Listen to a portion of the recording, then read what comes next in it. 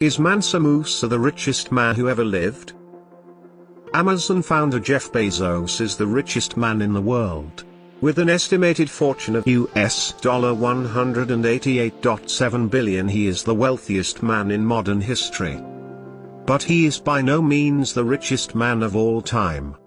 That title is believed to belong to Mansa Musa, the 14th century West African ruler who was so rich his generous handouts wrecked an entire country's economy. Mansa Musa was richer than anyone could describe, Jacob Davidson wrote about the African king for Money.com in 2015. In 2012, US website Celebrity Net Worth estimated his wealth at $400 billion, but economic historians agree that his wealth is impossible to pin down to a number. The Golden King. Mansa Musa was born in 1280 into a family of rulers. His brother, Mansa Abu Bakr, ruled the empire until 1312, when he abdicated to go on an expedition. According to 14th century Syrian historian Shibab al-Amari, Abu Bakr was obsessed with the Atlantic Ocean and what lay beyond it. He reportedly embarked on an expedition with a fleet of 2,000 ships and thousands of men, women and they sailed off, never to return. Some, like the late American historian Ivan van Sertima, entertain the idea that they reached South America. But there is no evidence of this. In any case, Mansa Musa inherited the kingdom he left behind. Under his rule, the kingdom of Mali grew significantly. He annexed 24 cities, including Timbuktu. The kingdom stretched for about 2,000 miles, from the Atlantic Ocean all the way to modern-day Niger. Taking in parts of what are now Senegal, Mauritania, Mali, Burkina Faso, Niger, the Gambia, Guinea-Bissau, Guinea and Ivory Coast. Map of Mali Empire. With such a large land mass came great resources such as gold and salt. During the reign of Mansa Musa, the Empire of Mali accounted for almost half of the old world's gold, according to the British Museum. And all of it belonged to the king. The journey to Mecca. Though the Empire of Mali was home to so much gold, the kingdom itself was not well known. This changed when Mansa Musa, a devout Muslim, decided to go on a pilgrimage to Mecca, passing through the Sahara Desert and Egypt.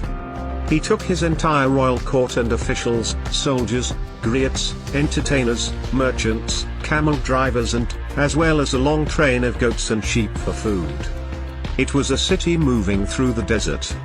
A city whose inhabitants were clad in gold brocade and finest Persian silk.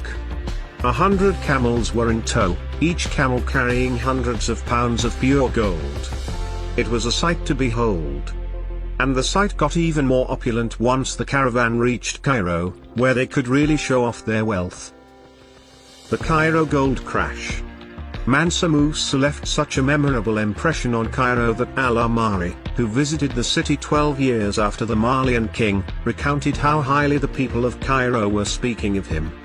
So lavishly did he hand out gold in Cairo that his 3-month stay caused the price of gold to plummet in the region for 10 years, wrecking the economy.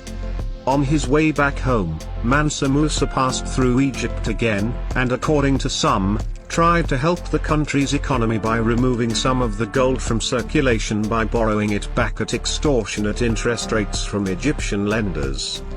Others say he spent so much that he ran out of gold. Education at heart.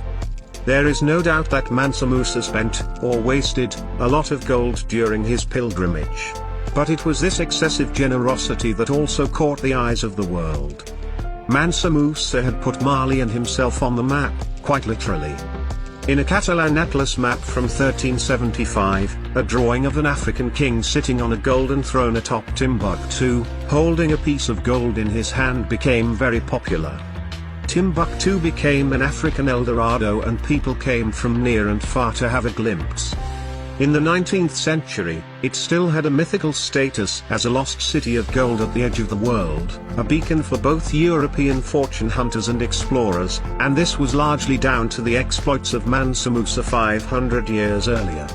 MANSA MUSA returned from Mecca with several Islamic scholars, including direct descendants of the Prophet Muhammad and an Andalusian poet and architect by the name of Abu Ishaq Saheli, who is widely credited with designing the famous Jinga Rebbe Mosque.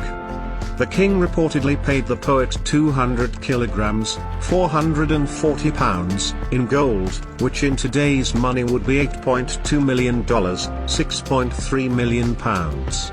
In addition to encouraging the arts and architecture, he also funded literature and built schools, libraries and mosques.